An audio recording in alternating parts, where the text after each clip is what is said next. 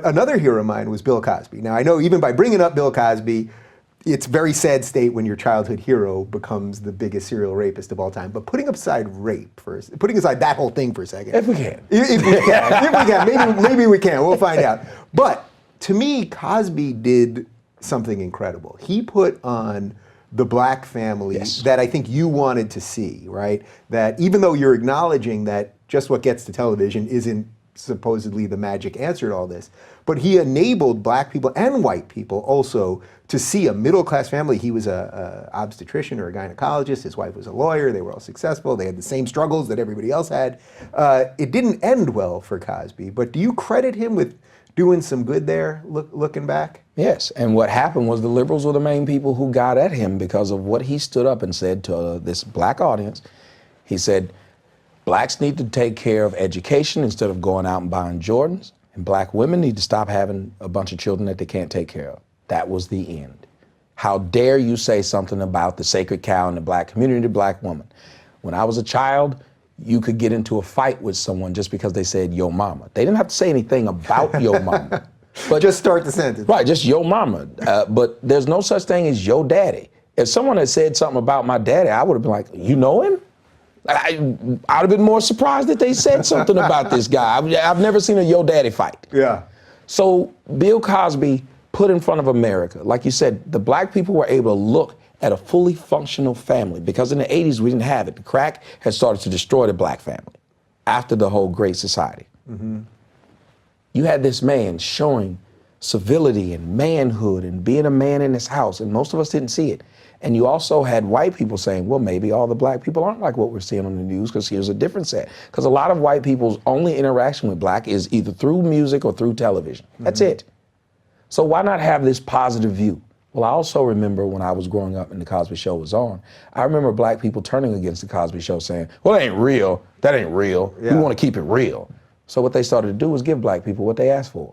Real. Dysfunction. Love and hip hop. Housewives, well, the women were never wives. They were just women that got knocked up. Yeah. But drink throwing in each other's faces and fighting in the middle of the streets and world star hip hop now. That's the black family. How do you separate then the artist from the art? This is a bit of a sidebar here, but Cosby, I'm with you on all that. I love that show. I mean, he was my hero from when I was 5 years old. I went into stand-up when I saw his first special. I thought it was the greatest thing ever. So he's doing what you argue is a great thing, and now I guess it is a transition to the rape part. He was also doing something pretty horrible to the black family, because he was part of a black family at the same time. And his son struggled with drugs and all that stuff, and was killed, I think, maybe in a drug deal. Was it a drug deal? I can't remember exactly. I just know he was shot. I can't remember exactly. But this is a little bit of a sidebar, but separating the art from the artist is tough, right? Because he did so much good, and then at the same time was doing something horrible. Well, liberals have no problem doing it with Roman Polanski. Yeah. They celebrate him, and he raped and drugged a 13-year-old. What Bill Cosby is alleged to do, my thoughts on it usually makes people upset, because I say this. If you are a woman and you knew he was doing this to you, and there's generations of these women, you had an ethical and a moral responsibility to stop the man before he did it for 20 more years. Yeah, but a lot of them didn't know. I mean, he was bringing back young actresses who didn't, they would have a drink and then, assuming all this stuff is true. And again, it's, all right, we don't have to go too far into that. But because neither one of us are lawyers privy to every bit of the... Right. I just want people, if you're going through it, I look for the person to stand up and say, no more. I don't want it to happen to anyone else. Because you do understand that the reason why a lot of these rapists, molesters get away with what they're doing is because the people who it happened to feel sheltered, and they feel like they can't go out and speak, so they don't, or they don't want to, especially like what happened with Penn State. Those were men. Mm-hmm. And we're not as outraged about Penn State as we are about these actresses who were trying to get something from Bill Cosby.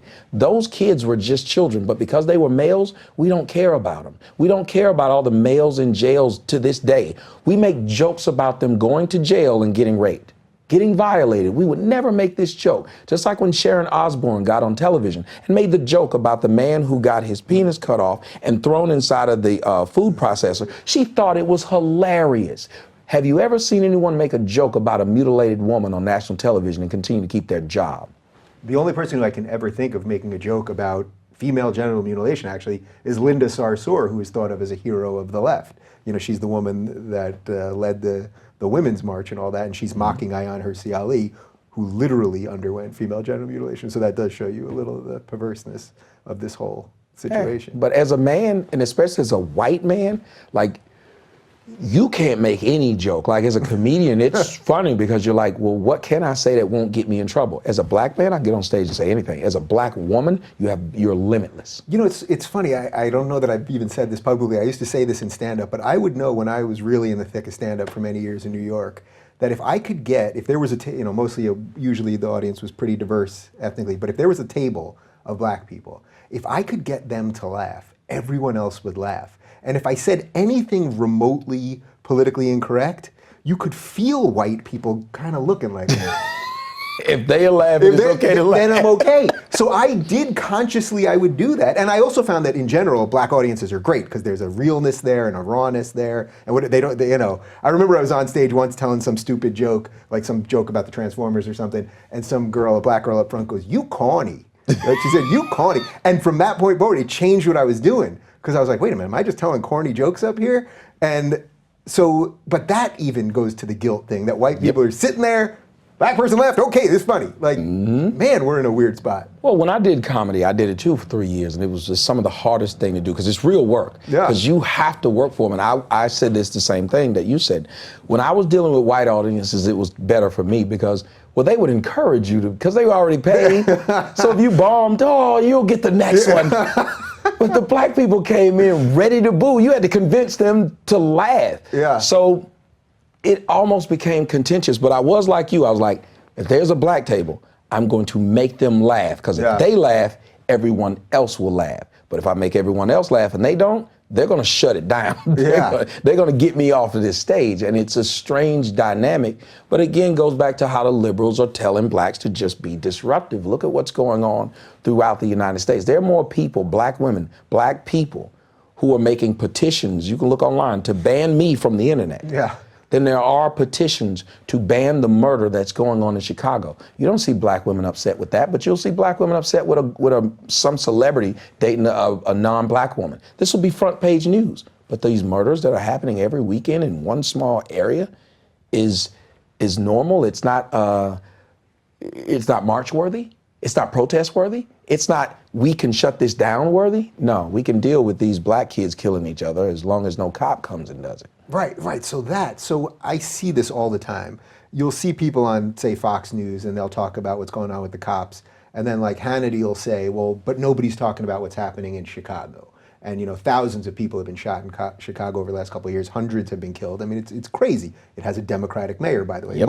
Most of these cities with these inner city problems are Democratic mayors. And then there were people out in the street blaming Trump, who wasn't even president at the time, and it's going, your mayor's Democrat, the president's Democrat. Okay.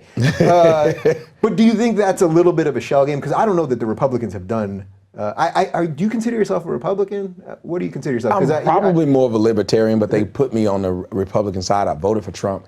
I will vote my conscience. I'm not one of those people that will go into there and then I'm all liberal or I'm all conservatives.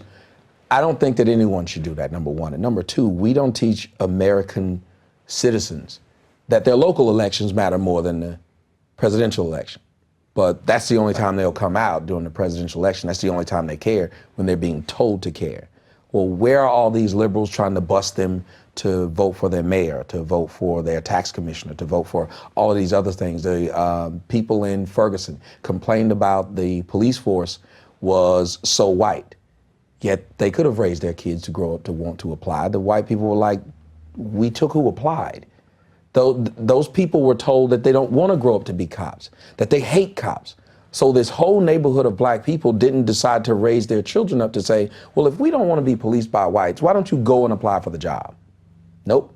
It's better for you to be some kind of dancer or a rapper because that'll get us out quick. Most of what black society, because there's no fathers in the home, you spoke earlier about how things are being taught to the children who are Chinese or Indian. Well, the difference is when you have a father will teach you the slow and steady route instead of the get-rich-quick scheme. Women are the ones who do this thing called sugar baby. Women are the ones who are online and will have booking information on their IG, but The booking is actually, if you got enough money. Right. So women are doing this. You don't see many men able to get up there and be like, hey, look at me in these Speedos if you want it. So we can't do that. So we kind of have to work. Yeah. A pretty woman can get way more than a pretty man can get. That being said, as a father, when you have one in the house, he's not going to teach his kid get rich quick schemes. Take that man out, all you have is a person who's living off of the government, whose mere existence becomes, and I said this about black women, people got mad when I said it, I said, at their child's birth, they typically get paid, and then at their child's death, they get paid. You understand there's a young girl who got hit by a train. I don't know if you saw the story. She was modeling. She got hit by a train while she was modeling. Mm-hmm. For some reason, the 19-year-old girl was on the train tracks modeling, and they talked about how intelligent she was, and she had a volleyball scholarship, but she decided to forego the volleyball scholarship to chase her dream of modeling. Now, I'm not a great eye for talent, but she was not model material. She wasn't. She could do urban modeling, which everybody knows that's completely different. That's no face back shot. But she was on this train, she got hit doing a free job, and when she got hit, they said, it's a shame, she just found out she was 4 weeks pregnant. So let me get this straight. She forgo college because she felt that it would get in the way of her modeling career. But being a parent is okay. Yeah. I can have a kid and still model. And that's the logic that's being taught by the liberals to the blacks, that being irresponsible is okay. Now, when she died, this woman claimed to, well, they threw out that her boyfriend was her fiance. We had no evidence of that, no ring, no nothing. But what were they looking for? GoFundMe. So every time a black kid like the one in Chicago who got shot 7 times across the chest, Tyshawn Lee, execution style, mom gets GoFundMe money. She goes and buys a car and goes on vacation in Vegas. Because she knows she can do it again. She can have another kid, and then now I can put another guy on child support, ruin his life, and get money from the state, and continue to live in this same poor environment, but I'm used to it because there have been generations of poverty. So poverty doesn't affect us. We're used to it. So what do you make of the people, I would argue someone like an Al Sharpton, who have become, you probably answered it already with the slight nod of the head, who have become really sort of professional agitators in this, that for all of the activism that he has done for these years, and for on the behalf of the Democrats, things have only gotten worse. So what does that tell you? While he's gotten richer, and by the way, I'm pretty sure he doesn't pay his taxes, but that's a whole other thing. That's right. Well, the thing is, they've created victims out of black people. Saw a video the day before I came here. Black woman, and it's starting to become worldwide now. Black Lives Matter. I have a friend, he does music, Pogo. I don't know if you've ever heard him in his music. Lives in Perth, Australia. And he says, Black Lives Matter is here, and it doesn't even make any sense. It's like black people all over seeing what American blacks are doing and getting away with it. So this story, this woman is at this eating dinner, and her children are beating this little white kid. So finally the father, because of course it's just a woman and her kids, no man, but this white guy and his family were watching their kid get beat by her kid. So he's like, why wouldn't you stop your kid? So he gets animated and she gets animated. She's cursing him out, telling him he doesn't tell her what to do. And the next thing you know, she starts yelling, is it because I'm black? Is it because I'm black? And the people in the comment section was like, yeah, the racist white man. I was like, he would have done that if anybody was beating his kid. Yeah. The thing you should ask is the parent, because you can't beat the kid, but you can ask the parent, why are you allowing this? Why is this okay? And yet people skip the fact that this man was taking up for his children. It was he's racist because he's speaking to that woman and becoming animated. And that's what Jesse Jackson and Al Sharpton is doing. They're creating victimhood, victimology, to where if you don't get your way, then you're a victim. You're only saying this because I'm black. You can get horrible service from a black waitress, but you can't say anything about it, like the other black waitresses. You know how many of these, and I have so much going through my mind, but you know how many of these situations that's happened over the past year and a half, where it was these black people who were being mistreated by white people, and you found out they were hoax?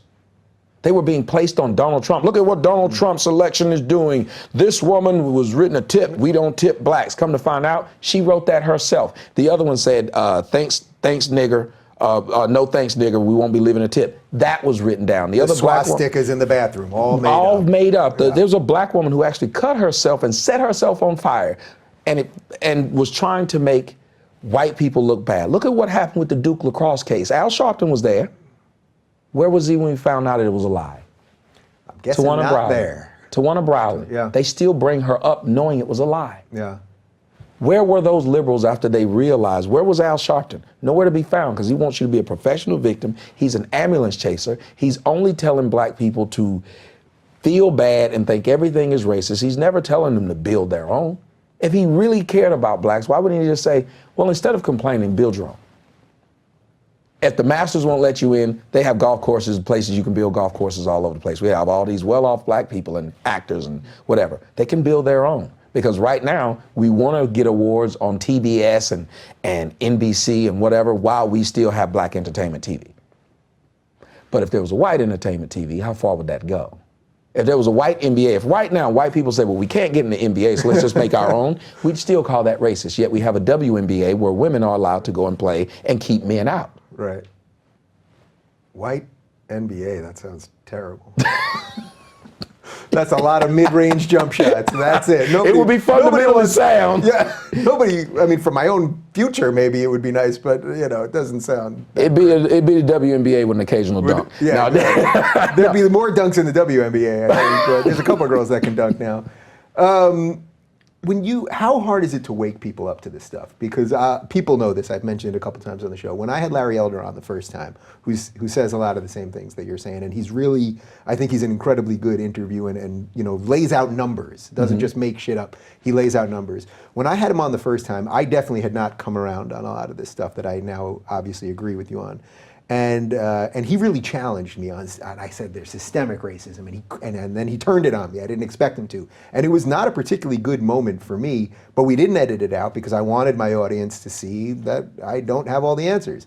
Subsequently, Larry's been back on the show. We're now friends, and I think I credit him for a lot of my awakening. Nice. So when you're doing this is work, what you're doing. When you're doing this, how hard is it to deal with members of the black community who maybe don't want you to expose that stuff that you said before? You know, it's like, it may be true, but we got to keep it quiet.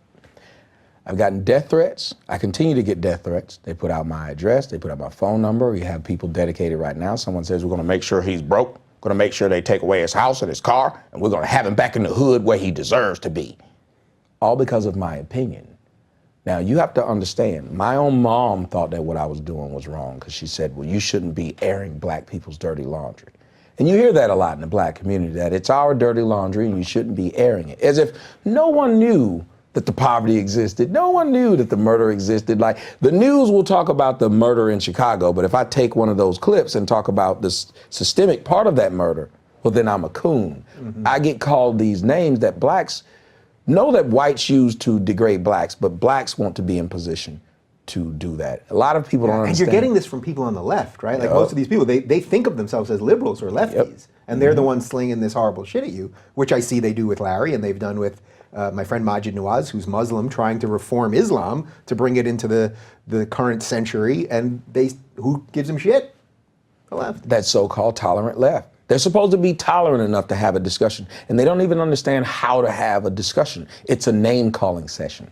It is a shaming tactic, and that's what a lot of blacks will do to black people. They will shame you. You're worried about being called a sellout.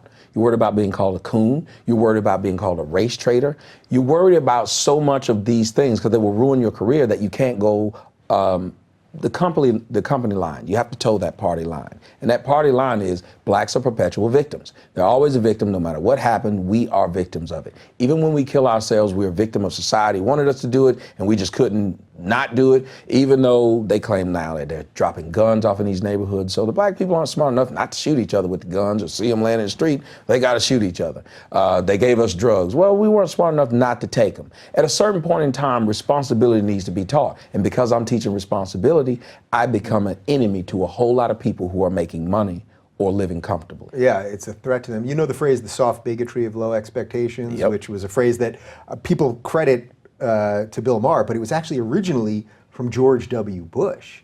And that's what's happening here. It's the soft bigotry of low expectations. It's like when you say, well, if we draw a cartoon of a certain thing, these people are obviously savages, so they're going to kill us. And you're dealing with the same thing on your community. It's that the soft bigotry of these liberals is keeping people that are, all you've said here for the entire time is you've basically made one theme, personal responsibility. That's it. And that's what America is supposed to be about. Well, that's where we're changing with this whole idea of feminism. Feminism is allowing these women to still ask you to be chivalrous and pay for dates and stuff like that. They're asking you not to hit a woman, but she can level off and hit you because you're bigger than her. It goes back to the whole animal in the cage thing. As a black person, I can call you all kinds of names right now, and it would never stop me from getting on any other show. I can call you all kind of crackers, whitey, whatever. If you say one thing and respond back in kind, Tommy Lahren was having that problem. They could say whatever they wanted to her. Call her all kind of white bitches. If she responds to any black woman and says, well, you're a black bitch, just in response, she's immediately racist. So what you've done is tongue-tie this person so that they can't respond back to you, and it made you more aggressive. It's basically like, I don't know if you remember, there was always a kid that had a bigger brother. Because his big brother would always take up for him, he put his big brother in position to have to. Because he had big brother behind him. Same thing with a lot of people with guns. If they have a gun on them, they become a tough guy. A lot of these women are becoming tougher, not easier to deal with, because you have so many people backing them up. The guy on the bus, he was spit on and hit in the back of the head while driving the bus. He pulls over and he hits the woman. Everybody jumped up to her defense and said, that's a female. So it was okay for this female to hit the man driving this bus full of people. He could have crashed, but he should take it because he's a man. Right now, I say something to you, Dave. Men die about 10 to 15 years earlier than women, life expectation. If this was reversed, there would be all types of commercials saying, we gotta get these women's life expectancy up. Right now, you have big, strong football players who, when they get old, guess what they will probably suffer from? Prostate cancer. Guess what they won't suffer from? Breast cancer. But in October, they're walking around decked out in pink. But in November, they don't have on blue. This is the society that we're pushing. That males do not matter. They're just an ATM machine. They're a source of income. And whenever white people get a cold, it's because black people had the flu. So that means that if it's starting to hurt your community, it's devastated ours. Black people are America's canary in the coal mine. If you see it happening to us, it's coming to you.